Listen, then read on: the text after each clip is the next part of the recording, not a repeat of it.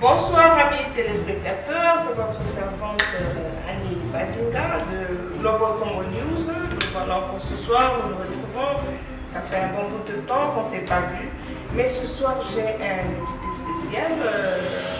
C'est monsieur Delphin Cuba et je sens tout à fait, je vais vous le présenter. Bonsoir monsieur Delphin Cuba. Bonsoir madame Bazinga. Et comment allez-vous ce soir? Oui, je vais bien maman, merci beaucoup. Ok, merci beaucoup. Et vous? Oh, ça va très très bien, très très bien. Alors, monsieur Cuba, j'ai quelques questions, j'ai préparé quelques questions et nous voulons en savoir un peu plus sur votre personne, sur ce que vous faites, votre parti politique. Alors, sans plus tarder, est-ce que vous pouvez d'abord vous présenter brièvement devant vos téléspectateurs? Merci beaucoup pour la question. Je m'appelle Delphin Bougui-Cuba, je suis président du Parti national pour la réforme, PNR ainsi. Je vis en Amérique, précisément à Sacramento, dans l'État de Californie, où je suis directeur informatique au ministère des Technologies. Je suis aussi professeur d'informatique à l'Institut supérieur de Sierra College à Sacramento. Et je suis également auteur d'un ouvrage sur l'apport des nouvelles technologies, développement intégral en République démocratique du Congo. Merci beaucoup pour la réponse. Alors, nous allons passer à la deuxième question. Vous êtes parmi les figures que nous connaissons très bien ici en Californie. Alors, vous êtes aussi un expert et professionnel du numérique dans le secteur public ici en Californie et nous ne l'ignorons pas. Maintenant, ma question est la suivante. Et pourquoi ces chapeaux politiques plutôt que techniques comme technocrates pour aider notre pays différemment dans le domaine numérique? Je suis un peu curieuse de savoir. Oui, merci beaucoup pour cette curiosité. Bon, vous savez, madame, notre pays souffre plutôt de manque de leadership, de vision moderne. Au XXIe siècle, nous devons aussi savoir comment tirer profit de cette révolution. Et cela nécessite qu'il y ait une vision moderne sur la table. Et le Congo a besoin de ce leader qui non seulement maîtrise la révolution numérique, mais aussi avec une vision moderne. Et nous avons cette vision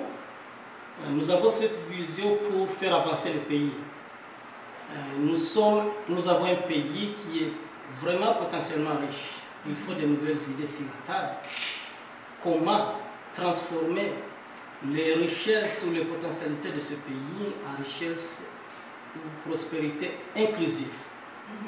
Nous avons un pays plein de ressources. Il faut vraiment savoir comment les rendre en richesse. Non seulement être un pays potentiellement riche. Certes, le pays a beaucoup de défis, beaucoup de problèmes comme tout autre pays, mais il faut des idées au XXIe siècle comment transformer ces défis et problèmes du Congo en opportunités pour son émergence. Avec notre expertise dans le secteur numérique et avec une vision moderne, nous sommes capables de faire sortir le Congo du marasme socio-économique politique dans lequel il est actuellement plongé. Ok, merci beaucoup. C'est vraiment impressionnant.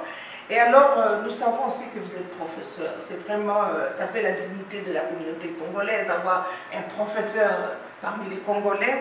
Alors, en tant que professeur dans l'enseignement supérieur et universitaire, et ici en Californie, j'ai une autre question. Partant de votre expérience dans le secteur de l'éducation, quel type de réformes modernes que vous envisagez dans ce secteur et bien sûr déclencher le développement en République démocratique du Congo?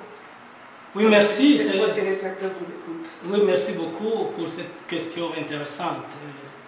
Notre vision de réforme, c'est une vision de comment le Congo peut aussi adapter le système éducatif aux nouvelles découvertes scientifiques et technologiques.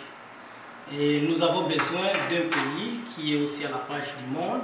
Nous avons besoin d'un pays qui doit tenir compte aujourd'hui des changements qui se passent dans le monde. Et certes que l'éducation c'est le secteur, l'élément déclencheur du développement du pays, mais malheureusement nous investissons peu dans ce secteur et nous voulons nous voulons changer ce secteur, nous voulons transformer ce secteur avec de nouvelles idées sur la table.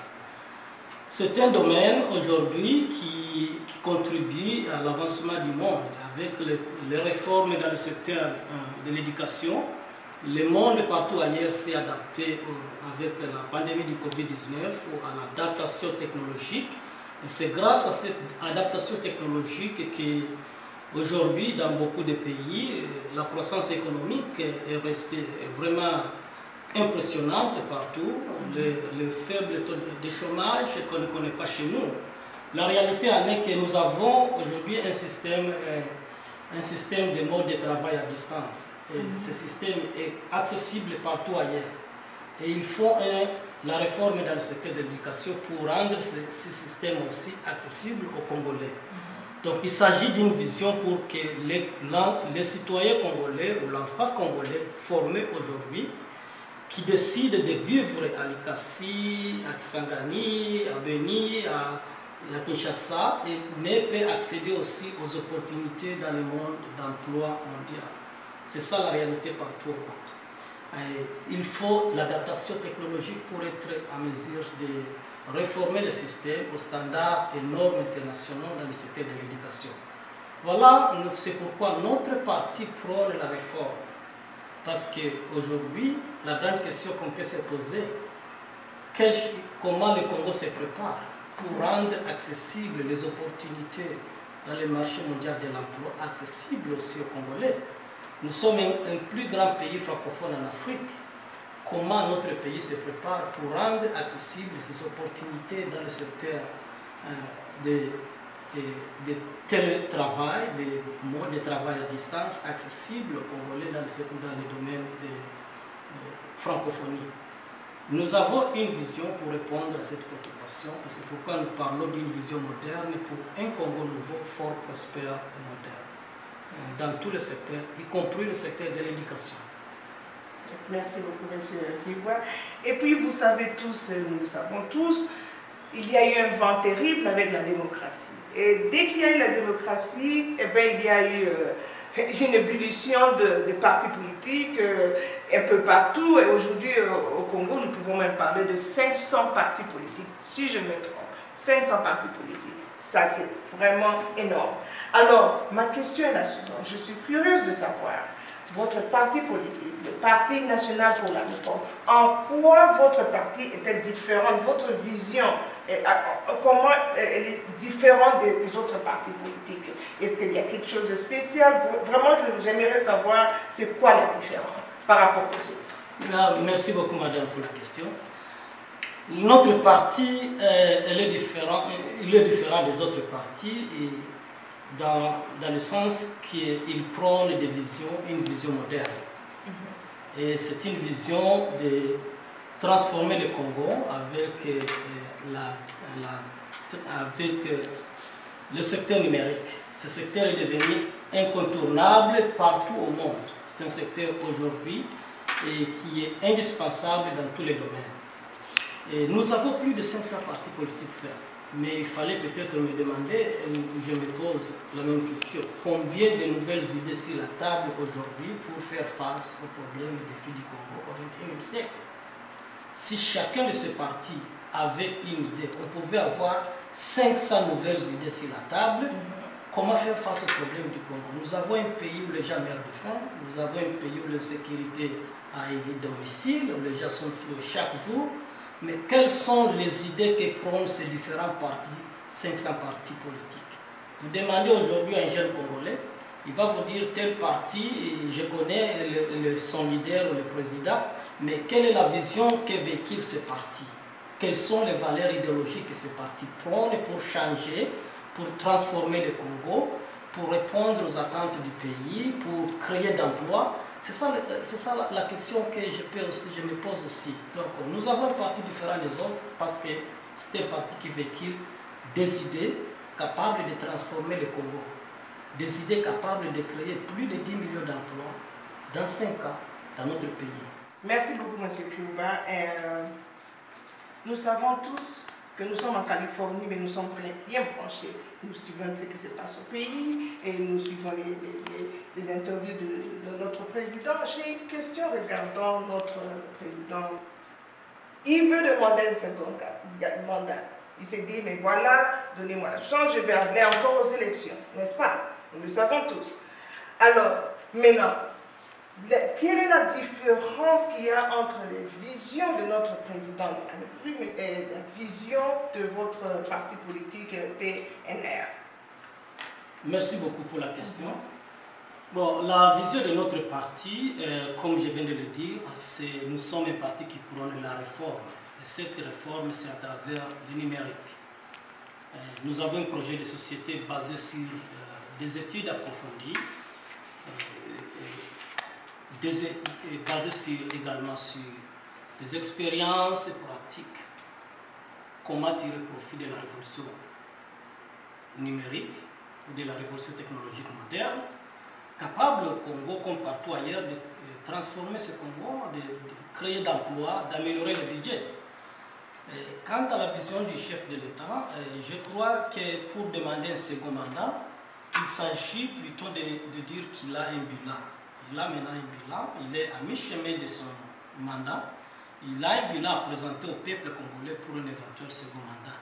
C'est sur base de ce bilan-là que le peuple pourra évaluer ce qu'il a fait. C'est d'une façon pragmatique, le peuple parlait de vision qui n'a pas su matérialiser durant le premier mandat qu'il a eu de 5 ans. Donc voilà un peu en bref là. Il s'agit plutôt, je pense qu'il s'agit, ou il devrait plutôt dire qu'il s'agit d'un bilan qui va présenter et non pas de vision. Et merci beaucoup pour la question. Merci beaucoup, M. Kouboua. Vraiment, vous me donnez l'impression que vous êtes au rendez-vous. Vous êtes au rendez-vous pour un Congo nouveau, vous êtes au rendez-vous pour plein de visions pour le Congo. Et j'ai aussi l'impression que vous parlez un peu trop de numérique. Nos téléspectateurs, il y en a peut-être qui sont un peu perdus. Ils aimeraient quand même avoir une clarification numérique. Mais le problème, c'est quoi aujourd'hui? L'insécurité bat son plein au Congo. C'est un problème réel, l'insécurité. Parce que même la Constitution ici aux États-Unis, vous le savez, la Constitution vraiment pour la sécurité des citoyens. Alors voilà, nous réalisons que c'est ça le problème que nous avons au Congo. Alors ma question est la suivante. Aujourd'hui, cette insécurité non seulement handicape le développement du Congo, mais aussi continue à coûter la vie de nombreux compatriotes, et surtout à l'Est. Alors, comment vous analysez les efforts en cours de l'État de siège pour restaurer l'autorité de l'État à l'Est? Donc, et nous savons tous que c'est un problème très sérieux. Donc, essayez un peu d'éclairer nos téléspectateurs là-dessus, comme ça ils auront une clarification là-dessus. Merci beaucoup. Je suis content de la question. La sécurité chez nous, elle bat souple.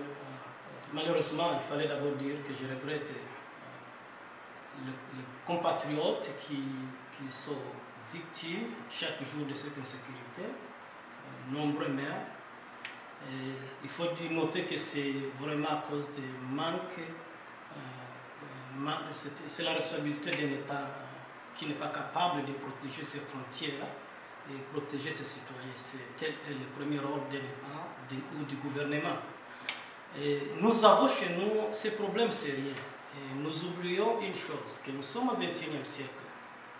Et quand nous y allons pour chercher une solution à cette insécurité, nous semblons ignorer l'apport du secteur numérique, l'apport de la révolution technologique moderne, et sans laquelle aujourd'hui aucune solution efficace est possible dans ce monde.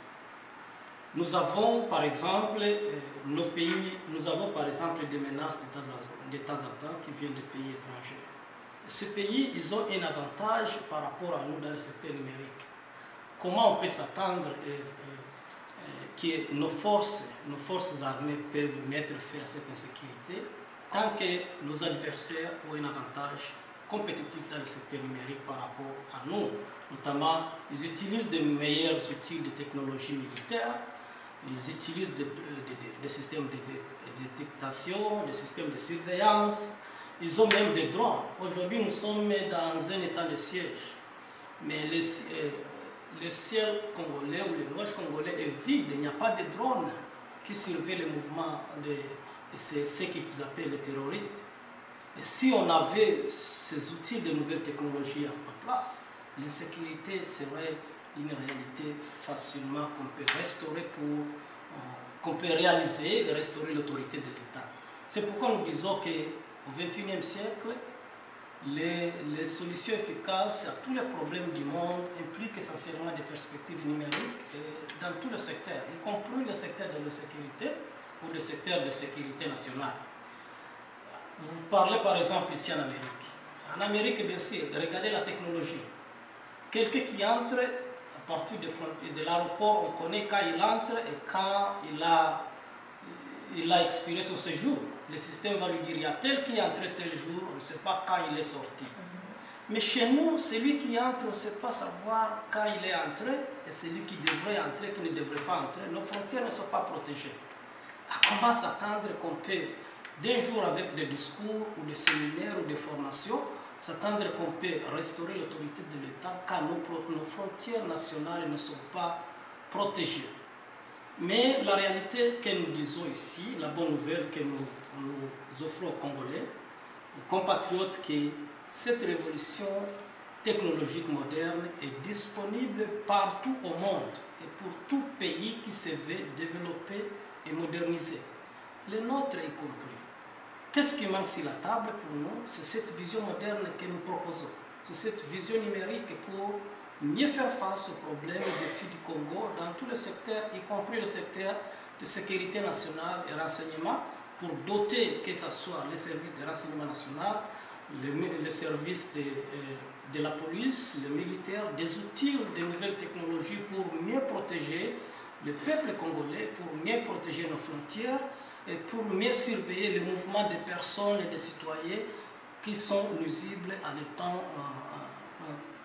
un état de droit. Voilà un peu ce que nous pouvons dire de l'apport du numérique dans ce secteur. Et nous ne voyons rien de concret quand il s'agit des résultats actuellement sur l'état de siège. C'était vraiment un résultat discutable actuellement. Attendons voir où est-ce que nous allons avec ça. Mais nous disons encore une fois, il n'y a pas une vision numérique sur la table. Et c'est ça le problème. Et sans une vision numérique sur la table, on ne peut pas gagner cette guerre. Mais notre parti propose une solution pour mettre fin à l'insécurité qui règne à l'Est et à travers tous les pays. Et nous demandons que le soutien des peuples congolais pour un Congo fort, un Congo stable, capable de protéger ses frontières nationales. Merci beaucoup, M. Pouvoir. Et j'aime bien ce que vous avez dit tout à l'heure. Voyons ce qui va arriver, ayons la foi, et il y aura peut-être un changement, parce que tous les citoyens aujourd'hui, c'est ce qu'ils attendent, vu que l'insécurité bat son plein. Alors, merci beaucoup pour la réponse. Alors, j'ai une autre question. Nous allons un peu changer, aller dans un autre domaine, dans le domaine agricole et économique. Je sais que, en tant que professeur, en tant qu'un grand activiste, en tant qu'un homme intelligent, parmi les tels que je connais, ça c'est aussi votre souci. Donc vous allez un peu dans tous les domaines. Alors la question est la suivante. L'économie de nombreux pays en Afrique, au Congo, repose sur le secteur agricole. Nous le savons. Mais les gouvernements africains investissent moins dans le secteur agricole. Ça, c'est un constat. Nous le savons, ce n'est pas à contester. Alors, ma question est la suivante. Alors, comment comptez-vous faire pour que ce secteur clé, et vous le savez, ce secteur clé devienne le moteur de l'économie? Le moteur de l'économie, non seulement dans d'autres pays, mais nous parlons bien sûr de notre pays, RDC, où le 2/3 pratiquement de la population vit dans le milieu rural. Et ce qui est déplorable. Donc je suis curieuse de savoir maintenant comment vous comptez faire pour que ce secteur... Merci beaucoup. Merci beaucoup. Effectivement, madame, dans notre pays, c'est 2 tiers de la population qui vit de ce secteur de l'agriculture, le secteur agricole. Mais la question pertinente que vous venez de poser, comment moderniser ce secteur, comment améliorer ce secteur pour qu'il soit vraiment déclencheur du développement dans notre pays, notamment dans le cadre d'améliorer l'économie nationale. Et madame, je peux dire que effectivement, la solution est simple avec la vision numérique que nous proposons. Il faut moderniser ce secteur. Partout ailleurs, dans les pays développés ou en voie de développement, les pays qui tiennent compte de l'apport du secteur agricole, notamment comment rendre ce secteur industriel, moderniser ce secteur avec les outils de nouvelles technologies, ce sont des pays qui font mieux. Chez nous, actuellement, on ne produit absolument rien. Nous avons un terre fertile, non seulement le sous-sol plein de minéraux, mais aussi un terre fertile, plus de 80 millions d'hectares de terres cultivables en rade. Mais les statistiques montrent que moins de 10%, environ 8% de ces 80 millions d'hectares est seulement exploité au Congo.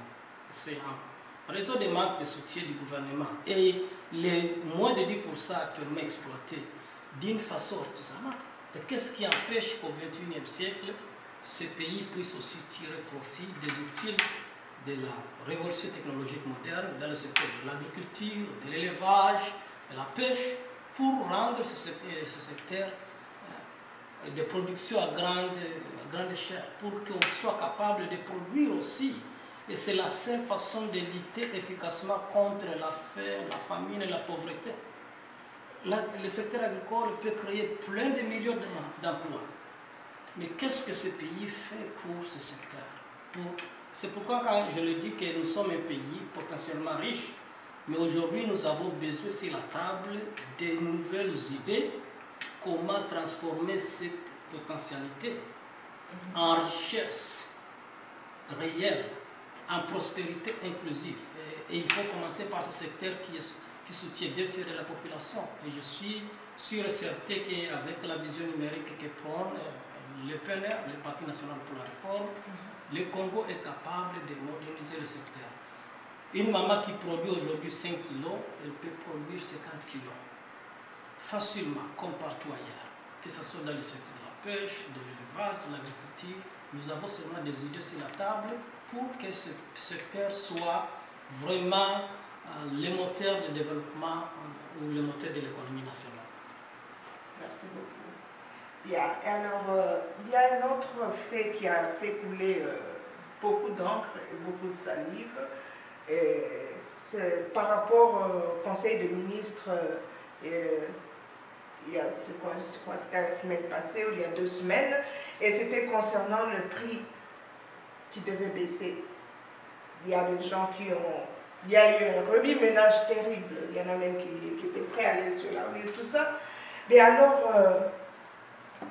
le Conseil des ministres, dès qu'ils ont fait ce rapport parlant de l'État qui est de fixer le prix et à la baisse, maintenant, en suivant ces nouvelles, et puisque je savais que je devais venir vous voir, je me suis dit, c'est une question que je vais poser à M. Griba.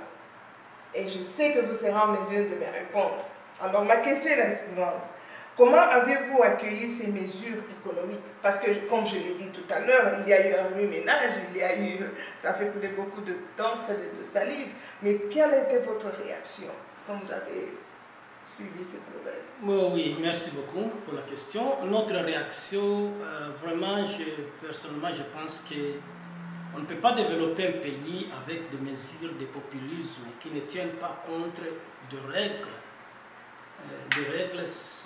économiques. Et nous parlons ici de mesures dans le cadre du secteur de l'économie nationale pour améliorer les conditions sociales des Congolais. Partout ailleurs, le rôle de l'État, n'est pas de fixer le prix sur le marché, mais plutôt de stimuler et contrôler l'économie. Et quels sont les outils que l'État a pour stimuler et contrôler l'économie? Ce sont des mesures dans le cadre des mesures de réforme fiscale, dans le cadre donc des politiques fiscales du pays et politiques monétaires du pays. Et quand nous parlons par exemple de mesures fiscales ou monétaires du pays, plutôt que seulement l'État de se plonger dans les rôles qui n'est pas le tien, de fixer, qui n'est pas le sien plutôt, de fixer les prix sur le marché.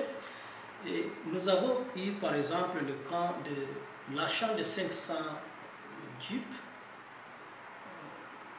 Ces fonds alloués pour l'achat de 500 Jeeps, pour les députés qui gagnent déjà suffisamment beaucoup, et chacun est capable de se payer un véhicule, sont nombreux alors déjà.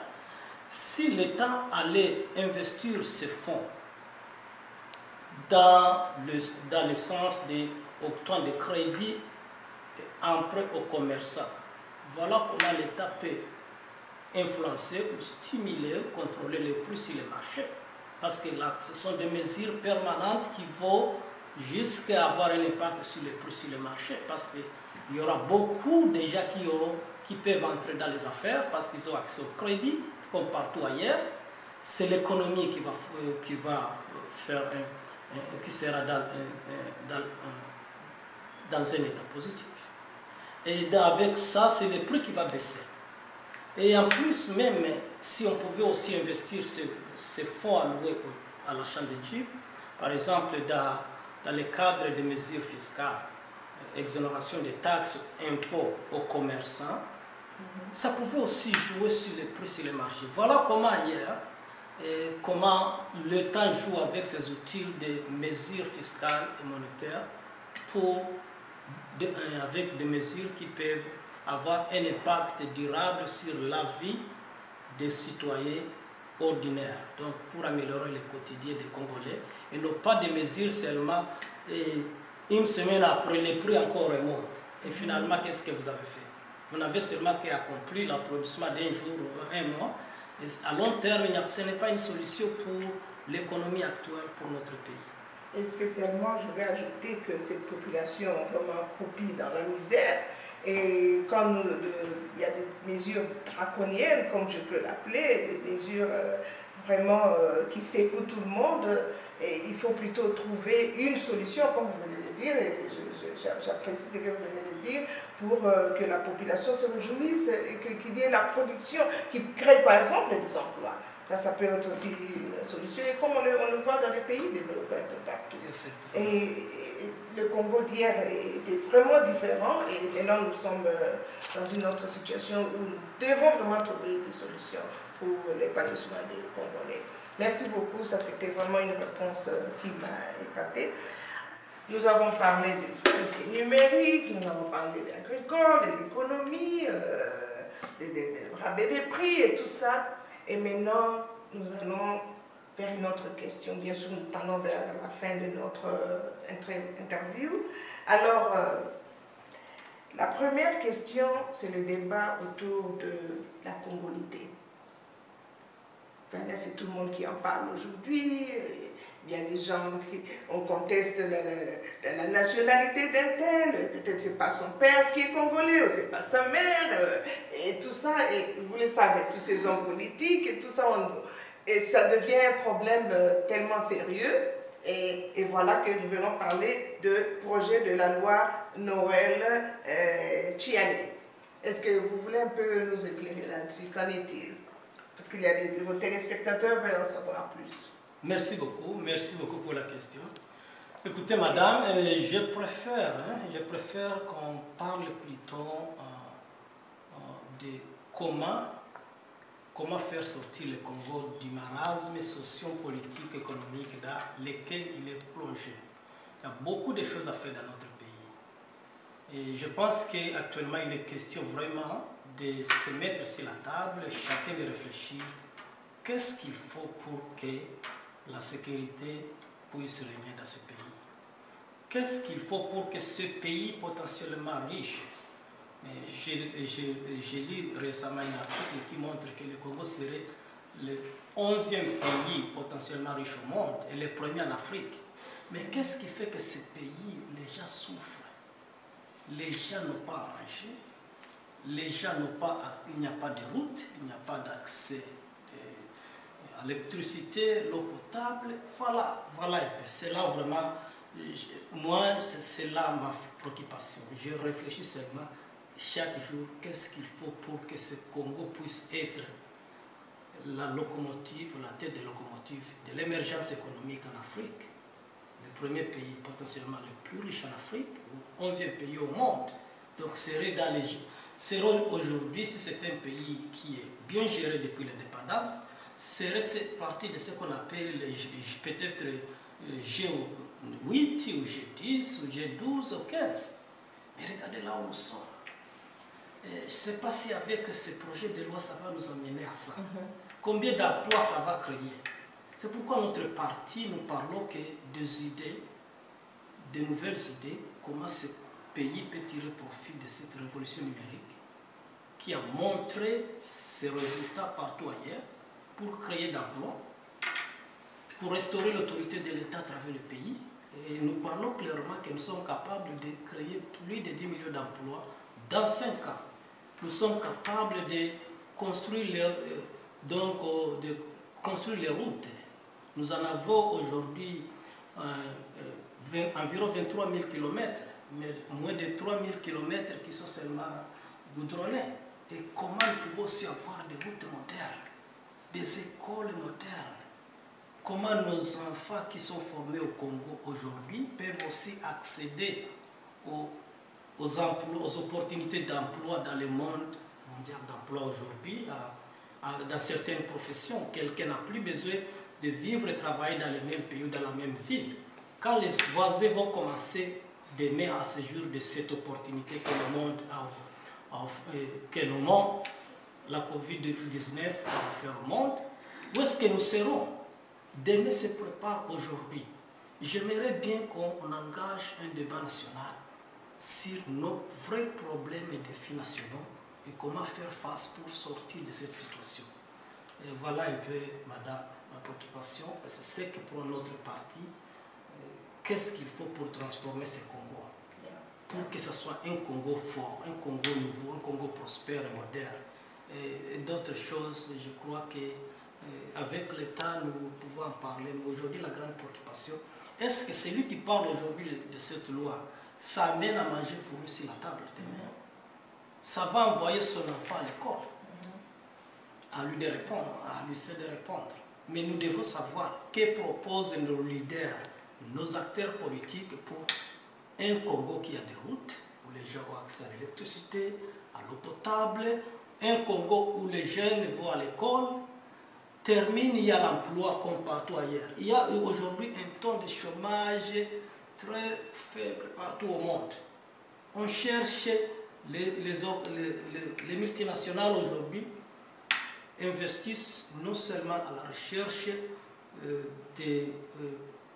de travailleurs qualifiés à un prix moins cher, mais aussi dans un pays où les gens sont formés aux standards internationaux dans le secteur de l'éducation. Mais proposer des lois pour, aujourd'hui nous venons de confinement du monde, proposer des lois pour améliorer ce secteur. Il n'y a pas longtemps, dans le secteur de l'éducation dans notre pays, tout le monde était pendant toute une année enfermé à la maison. Quel est ce projet de loi qui a été proposé pour que prochainement, quand il y a pandémie, que nos enfants aussi puissent accéder à l'éducation à distance, comme partout ailleurs? Il n'y a pas ça. Et que ce soit dans le secteur de la santé. Voilà notre préoccupation. Nous sommes un parti vraiment qui prône des réformes, de nouvelles idées sur la table pour tirer profit de la révolution technologique moderne, de nouvelles découvertes scientifiques et technologiques pour un Congo fort, prospère, moderne. Merci.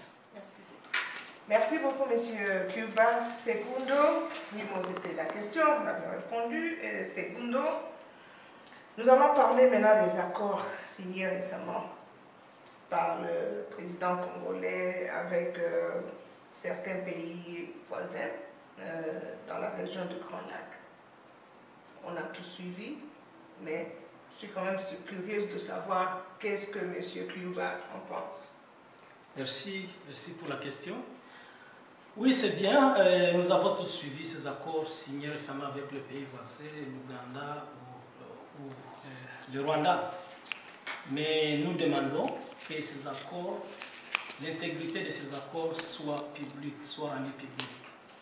L'expérience du passé nous renseigne que quand on signe ces accords dans l'opacité, c'est la vie des peuples congolais qui est en danger. Nous voulons savoir l'intégrité de ces accords. On parle aussi des accords dans le cadre de joindre la communauté des pays de l'Afrique de l'Est. C'est un pas dans la bonne direction.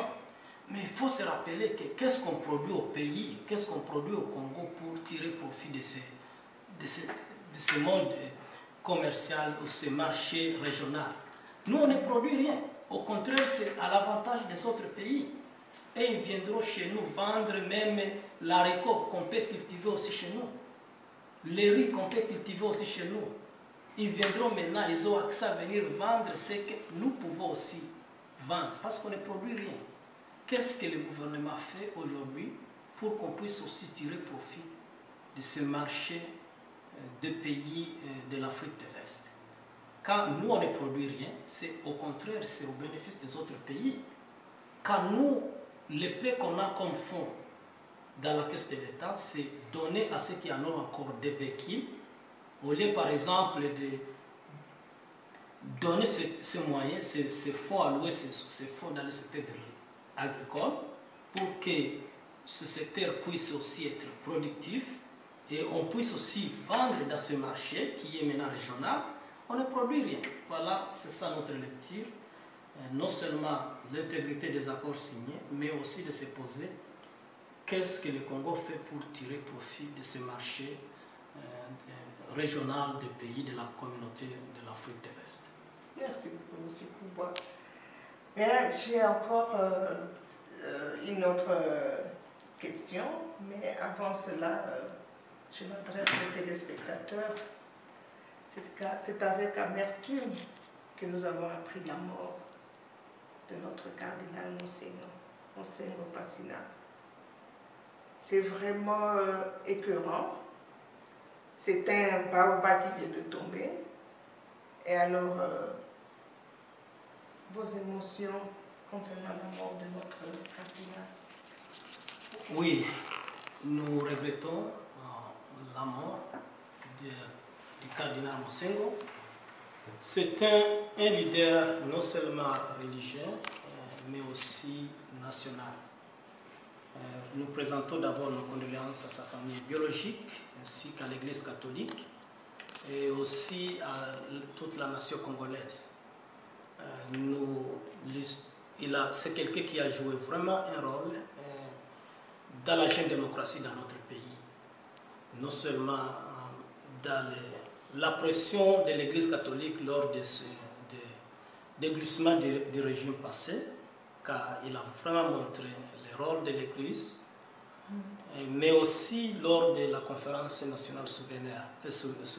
Donc c'est un leader national, et d'ailleurs il faudrait construire un monument. Le Congo a besoin de toujours se rappeler le parcours de ces hommes, de ces leaders, de ce calibre. Le pays a besoin de construire un monument pour lui, de mémoire, pour un parcours qu'il a fait dans ce pays, pour les pays qu'il a servi, non seulement à l'Église nationale, à l'Église catholique, mais aussi dans tous les secteurs, et surtout avec sa préoccupation avec une pression sur les régimes, pour que ce régime puisse prendre ses responsabilités politiques et d'améliorer le social ou le quotidien des Congolais. Merci beaucoup, M. Kouba. Voilà, nous sommes à la fin de notre programme. C'était vraiment un plaisir d'être avec vous ce soir. Alors, nous espérons vous voir encore peut-être dans 2-3 mois, parce que je sais que les choses vont encore changer et nous aurons besoin de vos nouvelles. Alors, à nos téléspectateurs, tout ce que je pourrais dire, c'est que vous avez bien suivi M. Kouba. Et il nous a parlé de sa vision. L'espoir est là. Il a de bonnes idées. Et malgré tout ce qui se passe chez nous au pays, nous sommes emportés par cette vague torrentielle du Covid, des conflits politiques, congolais, des meurtres, des histoires qui se passent à l'Est, des histoires horribles, des images horribles, écœurantes à voir. Mais nous devons avoir la foi qu'un jour, les choses changeront. Et nous devons aussi reconnaître, même le gouvernement, le président, tout ce qu'ils font, tout le changement ne se fera pas en un jour. Ça se fera par étapes. Et nous avons suivi M. Kyuba. Donnons le temps au temps, mais nous savons que le Congo d'hier reviendra. Et nous aurons un Congo où tous les citoyens seront protégés et où il y aura la sécurité. Que Dieu soit avec nous, que la paix soit dans vos maisons, que Dieu vous bénisse. Et nous avons aussi terminé notre programme. Merci d'être venu. Merci beaucoup, madame.